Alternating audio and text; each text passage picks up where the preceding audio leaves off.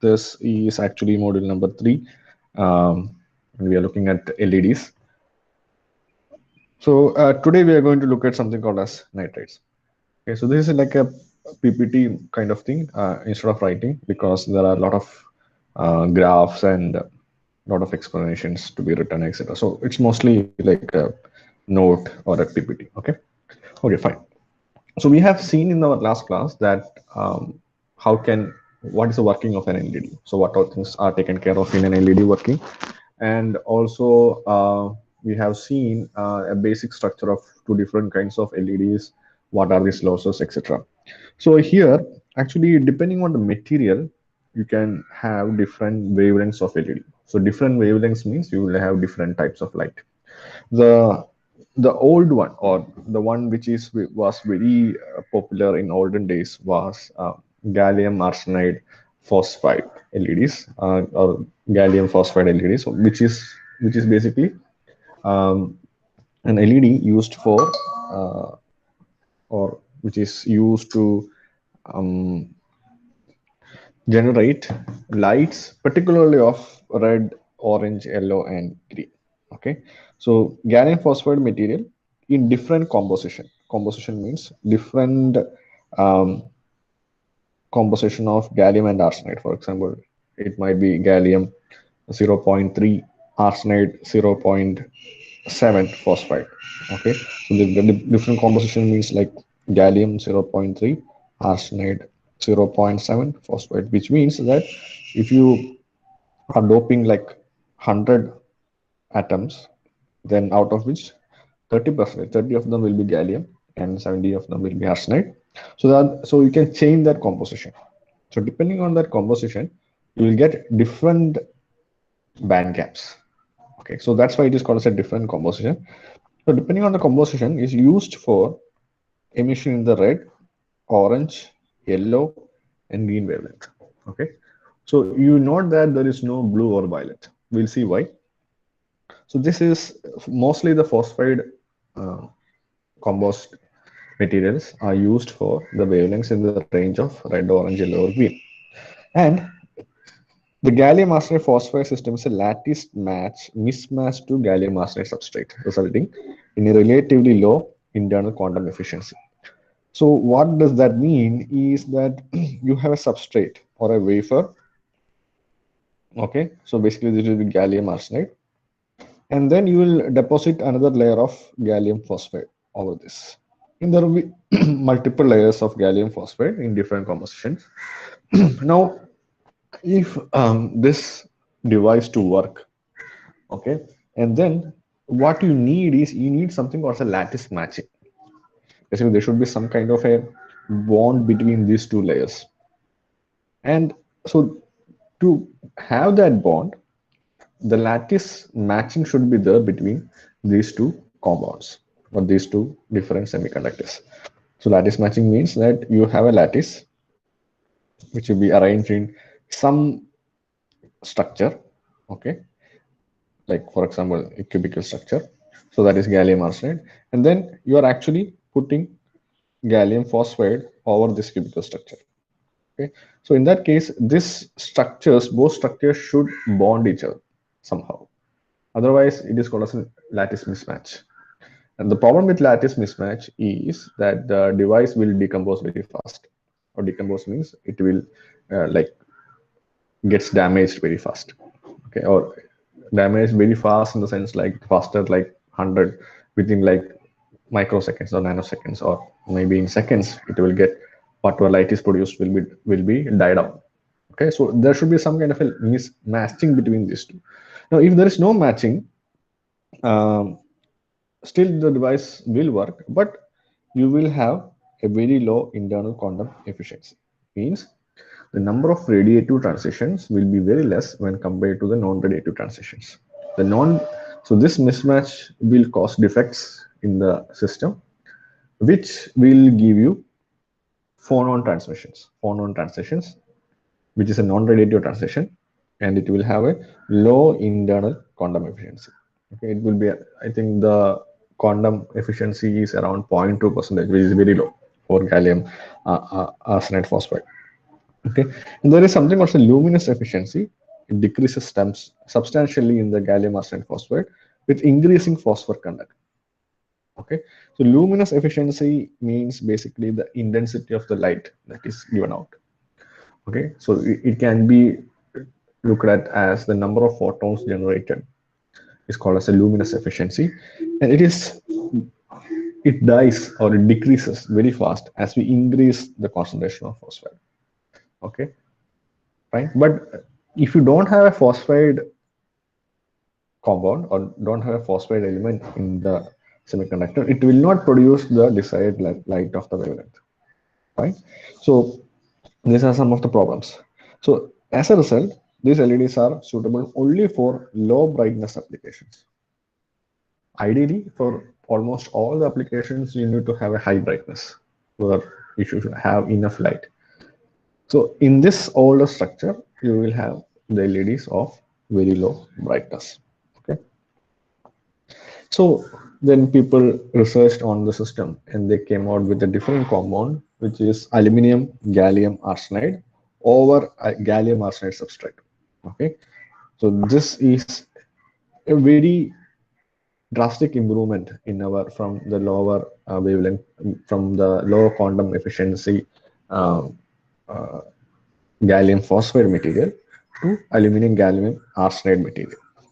So this is the first material which is suitable for high brightness LED. That is first one. And why? So it's owing to a very similar atomic radii of aluminum. It is lattice matched to gallium arsenide substrate for all aluminum mole fractions. Okay. So again, the aluminum mole fractions is like you will have aluminum 0.3, gallium 0.7 arsenide, or aluminum 0.1, gallium 0.9 arsenide. So this is called as basically a mole fraction. How much amount of the total dopant is of aluminum? Okay, and the important thing that has happened is that the aluminum is lattice matched to gallium arsenide. Okay, so the substrate is basically gallium arsenide. So you have a gallium arsenide substrate, and over which you are growing a layer of aluminum gallium arsenide, and both two are lattice matched, which means the number of defects in that device is very less, and it can handle high current and it can emit light for a longer duration, or it can emit the amount intensity of the light that it can be emitted is very high. It is suited for high brightness visible spectrum LEDs, mostly emitting in the red wavelength range. So this is for red wavelength range, but there is a catch here.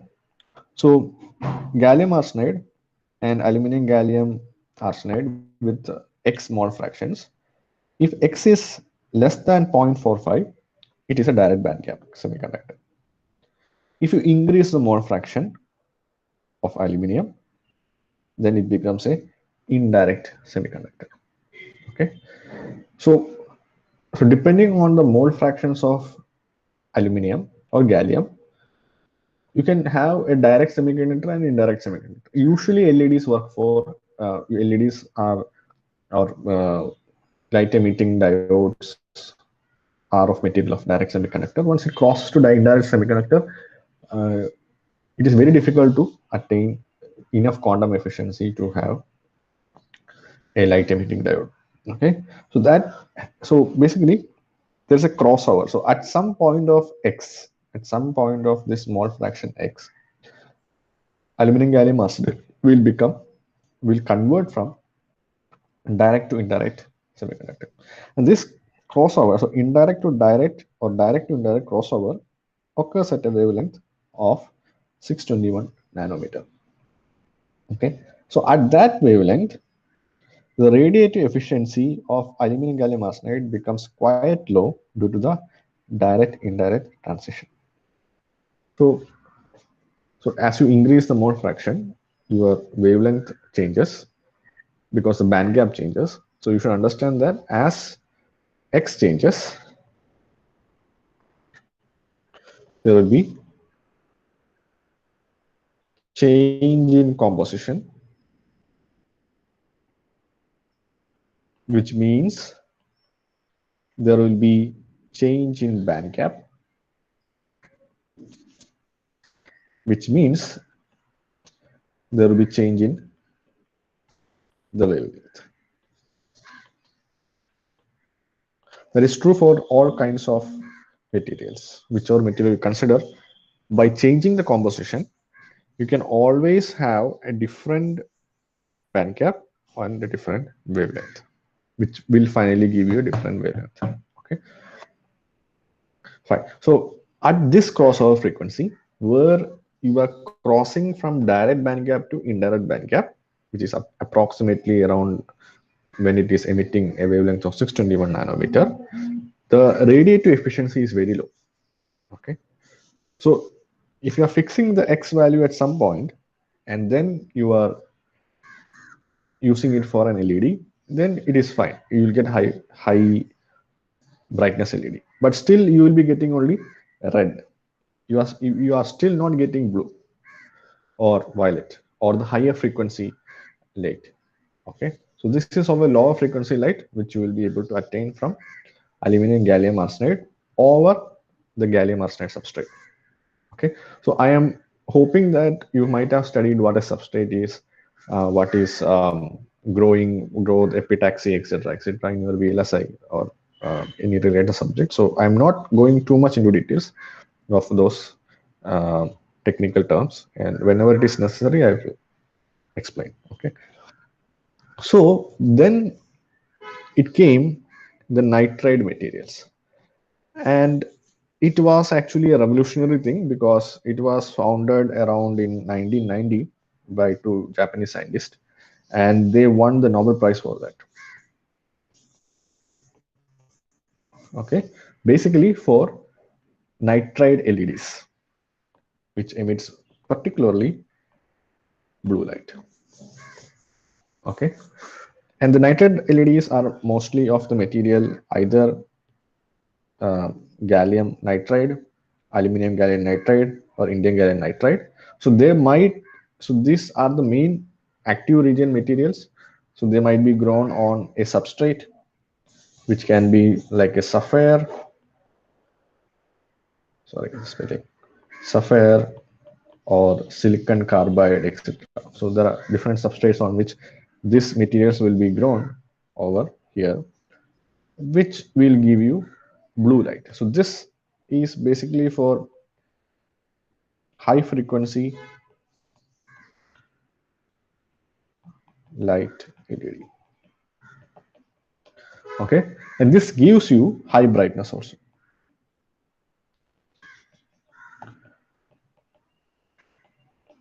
Okay, now some of the properties of these nitride materials are as follows.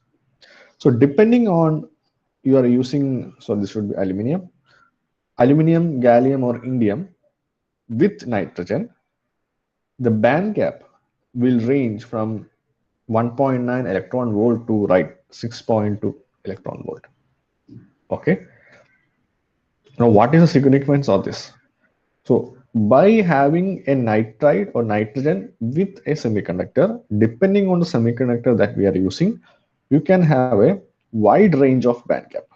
1.9 electron volt to 6.2 electron volt means you can have from infrared to ultraviolet wavelengths that can be generated. Okay, so this wide range of band gap allows generation of light from infrared region to ultraviolet region. So with just the nitride material, by using different semiconductors along with nitride, you can generate light from the whole visible spectrum. Okay, so this is a special case where in gallium nitride, the band gap can be tuned by adjusting the amount of indium in the alloy. Okay, so this means that just like we said about aluminum gallium arsenide, you can have a mole fraction for indium, let's say 0.3, um, and gallium is 0.7, and nitride. Okay, so depending on adjusting this mole fraction here, okay, the band gap, whatever band gap is there for indium gallium arsenide can is varies from 2 electron volt to 3 electron volt depending on the indium mole fraction. Okay, so 2 electron volt to 3.4 electron volt means you are actually in the visible spectrum, you are actually in the middle to the end. So you will have a wide variety of light that can be generated by just indium gallium nitride. Okay, the band gap is currently thought to be a direct band gap across the entire alloy range. So alloy means our device is the alloy. It allows for high quantum efficiency. That is very important. Okay, so we want the quantum efficiency as large as possible, and you should remember this is quantum efficiency eta I, which is basically the rate of radiative recombination to the rate of non-radiative, sorry, rate of radiative recombination to the rate of total recombination. Okay, so high quantum efficiency means there are a lot of radiative recombinations, which means there will be lot of light emitted, which is finally the which should be the finally the LED property. Okay, and some physical properties are, so these are like the semiconductor properties. So physical properties again, wide band gap, low dielectric constant, high thermal conductivity, higher bond strength. Okay, so low dielectric constant means even if you emit light, like because of low dielectric constant, the light will not get too much of attenuation. Okay, and high thermal conductivity means if you are keeping that substance in a region or in a place where there are too much of temperature variations, the properties of that nitride or properties of that material will not change by changing temperature variation. And higher bond strength means if you give too much of energy in the form of injection current or something, normally the material will get decomposed or the structure will change, etc. But because of this higher bond strength, it can withstand high amount of power injected into it. Okay, so these are some of the nitride properties that I have, and this is from a thesis work. Okay, so you can just look into this values if you are interested, because this gives a good picture of the properties that we have discussed in the last slide. This is just for a reference, you can just look at. Now coming to the optical characteristic, so this, if you look, I am plotting wavelength here on the x-axis and luminous intensity in the y-axis. Okay, so how much strength of light are you able to obtain using the using the graph or using the material. Okay, so here when you look at the indium gallium nitride or gallium nitride, you see this is for blue LEDs around 470 nanometer. Okay, so around this 470 nanometer you have around 100 percentage or 100 unit of luminous intensity here. Okay, now you change the composition of gallium indium nitride over gallium nitride substrate, you get a green LED. Okay, and this green LED again will have a different wavelength, is around 525 nanometer, and you will have high luminous intensity. But if you use aluminum gallium indium phosphide, which is a phosphide material over gallium arsenide, you get luminous intensity almost same, but in the red LED range. Okay, and this is the optical characteristic. So optical characteristic here, we have forward injection current to that of relative luminous intensity. Ideally, we need to have with low injection current, we should have maximum intensity. So injection current, just remember that if you have the LED semiconductor with some kind of a junction, you are providing a current to this via an external source to emit light from the junction. Okay, so this current provided from the external source is called as an injection current.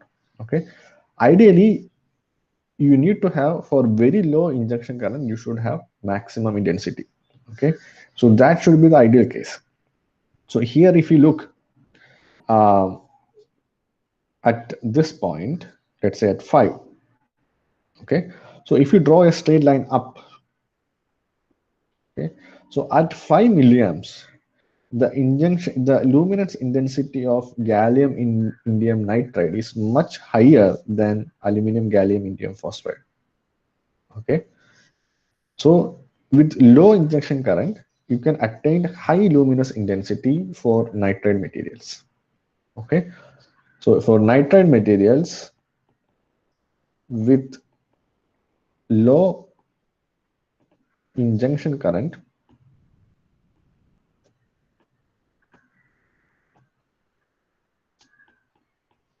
you will attain high luminous intensity. That is one property of the nitrides. Now, if you look at the temperature dependence, so ideally, temperature dependence should be as small as possible.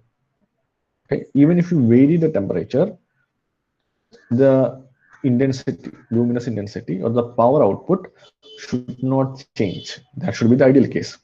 So, if you look at indium gallium nitride again, for example, this is for green LEDs, this is for blue LEDs, you see that as you vary temperature along the x-axis, and the luminous intensity is in the y-axis, as you vary temperature, the luminance intensity remains almost constant. Okay, which means it has a very little dependence on temperature. But at the same time, if you look at aluminum gallium phosphide, in the aluminum gallium indium phosphide, you see that luminance intensity, which was around 150 for minus 20 degrees Celsius, it came down to around 60 at 80 degrees Celsius. That's a very great change in this range of temperature. So that means the material will change its wavelength of emission or frequency of emission, changes properties, which is not suitable, because we are designing that material for any particular wavelength, and it should not change with temperature. So that's an advantage for nitride materials, the temperature dependence. And if you look at electrical properties, so we are looking at diode forward voltage and diode forward current. Okay, so if you have a diode like this, which is basically our LED, so there is some voltage or occurring between this diode, which is like forward voltage, and there's a current, which is the forward current. Okay, ideally you should have, for very low voltage, you should have the maximum current. Okay, so here you see that it is mostly for aluminum gallium indium phosphide, you have very small voltage, you have higher current. Okay, but for indium gallium indium nitride, you see that as you reach only a voltage up to around 2.75, you will have some amount of forward current, which means it is forward biased, and you will have, then it will follow a curve path. Okay, so these are just some characteristics just for you to appreciate how good the nitride materials are. Similarly, if you look at the temperature with the forward voltage, ideally it should not depend on temperature, but you can see that if you increase temperature from minus 25 degree to 175 degrees Celsius, it's almost a small drop in voltage. Okay, so this is around 0.35, and this is around this is around 3.5, and this is around 3. Okay, there is only a 0.5 voltage drop in voltage if you increase from minus 25 to 75, which is like 100 degrees Celsius. Okay, so these are some of the properties. So let's come back to one specific LED, which is indium gallium nitride over gallium nitride LED. So basically, gallium nitride is basically our main material over which the indium gallium nitride is grown. Okay, so this is the structure of our LED. We will explain this in the next few slides. So if you look at this structure, you see there's a sapphire substrate. Okay, actually there can be two types of substrate. One is sapphire, another is silicon carbide. And the silicon carbide substrate, using silicon carbide substrate, you can also construct indium gallium nitride LED. But the special thing here is the electrodes. If you look at these electrodes, okay, they are placed laterally. Laterally means on the sides. So if you look at n electrode, you see that it is placed on the side. Okay, so usually when we draw the structure, you see that the electrode is at the top or at the bottom. Okay, so this might be positive and this might be negative. Okay, but here in this structure, the electrode is placed at the lateral side. Fine, and you have many layers, and the layers and the corresponding thickness are also mentioned. So this gallium nitride layer is called as a buffer layer. Okay, and over the gallium nitride layer, you will grow an N-type gallium nitride, which is this layer, and over that you grow an N-type aluminum gallium nitride with composition 0.1 and zero point 0.9, and over that you will grow the undoped gallium indium nitride. So this is the active layer. This is where the LED light will be emitted. Okay, so wherever that undoped gallium indium nitride or indium gallium nitride is there, that is the active region. And then you have a p-type material with aluminum gallium nitride with a different composition, and then there's a gallium nitride material. So this is the structure of indium gallium nitride LED. Okay, so if you look at the construction, so basically we want to grow this whole structure in multiple layers, and you have the process is like this.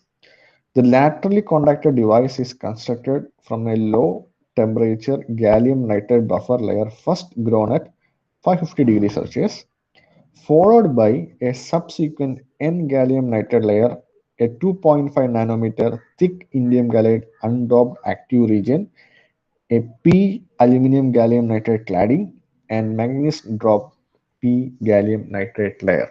Okay, so that's a big sentence, but let me explain. So this is a laterally contacted device. Okay, so laterally contacted device because your contact is on the sides, right? Is constructed from a low temperature gallium. So there's a substrate, sapphire substrate, over which you are growing a layer of gallium buffer. So this is that layer, gallium nitride buffer, and it is grown at 550 degrees Celsius. Okay, and followed by a subsequent N-type gallium nitride. So there is an N-type gallium nitride which is grown over this, and then actually there is a N-type aluminum gallium nitride layer, and over that you grow a layer of indium gallium nitride, which is this layer. Okay, that is the active region, and there's a cladding, which is this is the cladding. This is a cladding layer, and over that you grow a p-type gallium nitride, which is this layer, by a doping of manganese. Manganese is also doped into this. Okay, so there are some things that to be taken care of while constructing this, because it is not an easy construction as you think. It is easy to explain or easy to say that this is a procedure, but while actually doing the fabrication, it's a very tough procedure. Okay, now there are some things that to be taken care of. The first thing is the indium gallium nitride growth needs to be performed at much lower temperatures than that of gallium nitride due to the low dissociation temperature of indium nitride. What this means is the indium gallium nitride layer is grown here, which is the active region, and you are growing it over gallium nitride and aluminum gallium nitride. Now the problem is that there should be some a great variation in temperature at which both the layers are grown. Otherwise, it will the gallium indium gallium nitride has a decomposition. The temperature at which the indium gallium nitride decompose, this is called as a dissociation temperature. This is the temperature at which a material decompose or dissociate, like it will just get split up. So that is very low. So if you increase the temperature at the range of gallium nitride, the indium gallium nitride will decompose, and then you will not have an active region. You will have some other material. Okay, that is important. So the growth of indium gallium nitride has to be performed at a temperatures below 850 degrees Celsius.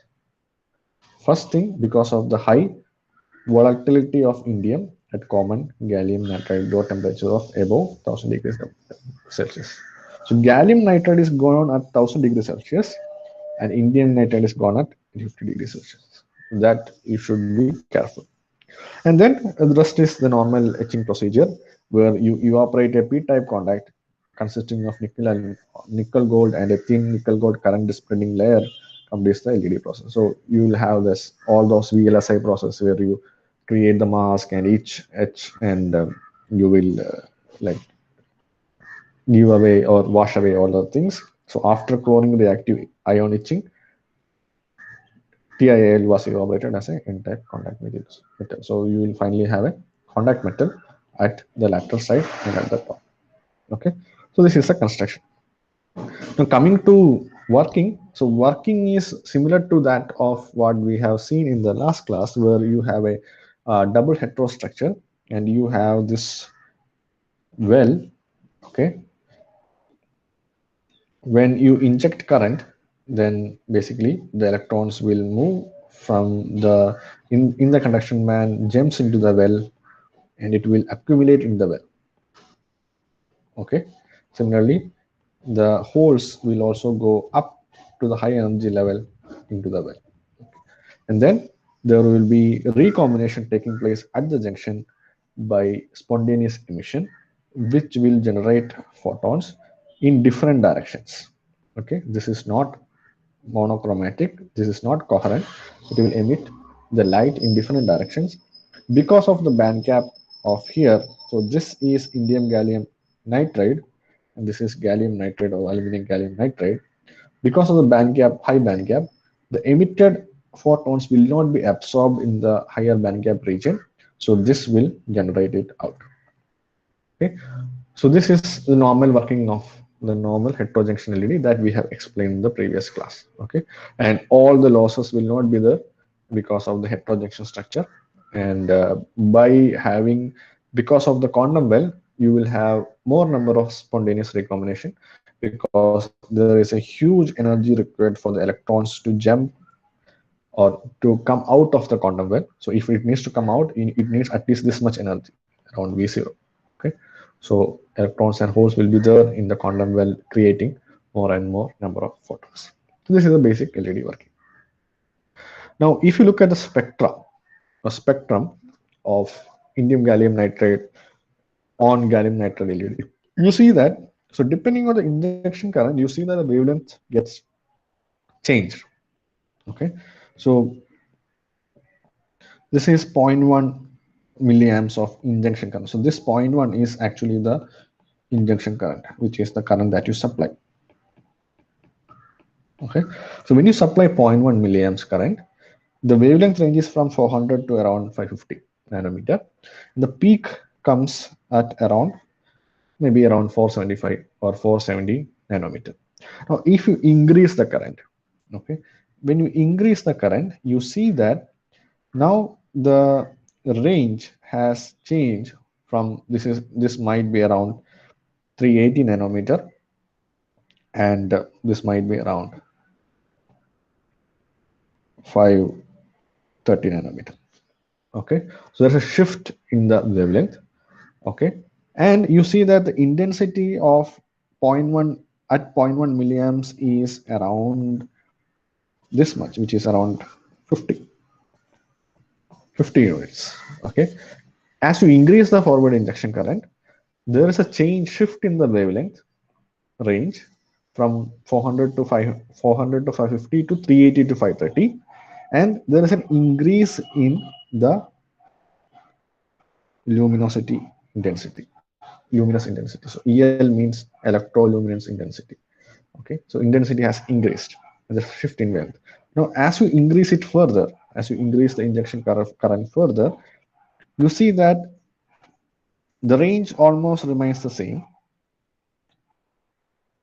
Okay, but the luminous intensity has improved further. It is around 100 units. So this is at 20 milliamps of injection current.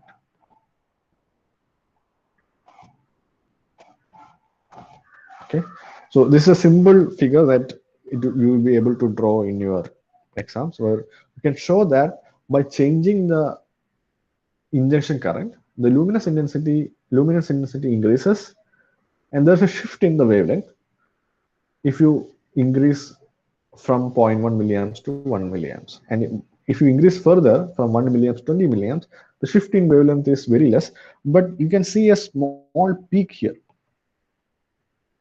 Okay, which is not available in both the other sides. So this peak corresponds to, there is a, at some wavelength near its range, minimum range, there is a hike in the intensity. So this is a simple explanation of how the electroluminescence spectra of indium gallium nitride LED looks like. Similarly, if you look at the output power, so you should have, for lesser current, you should have maximum output power. Okay, so if you look at the blue LED, which is usually, so both these LEDs are from indium gallium nitride. So if you look at the violet LED, if you take a current something like around, let's say 25 milliamps, if you draw a straight line like this, at this same current 25 milliamps, you see that the violet LED, the output power is only 1 milliwatt. But for blue LED, sorry, let me draw it correctly. But for blue LED, it might be around 3.8 milliwatt. So for a constant forward current, the blue LED gives you a much higher output power than violet LED. Okay, so both the LEDs will be of indium gallium nitride with different mole fractions or different compositions, but you always get a higher output power in blue LED than violet LED. So higher output power means you will have higher large amount of brightness. Okay, fine. So that is regarding our indium gallium nitride and gallium nitride LED. So just go through this PPT. I will also upload this PPT along with our original PPT so that you can, if you want to compare, you can compare. Okay. Fine. So this is module 3. And in the next class, we look at laser diodes of indium gallium nitride. Okay. Fine. So if you don't have any more questions, I think then we'll stop it here. Please mark your attendance.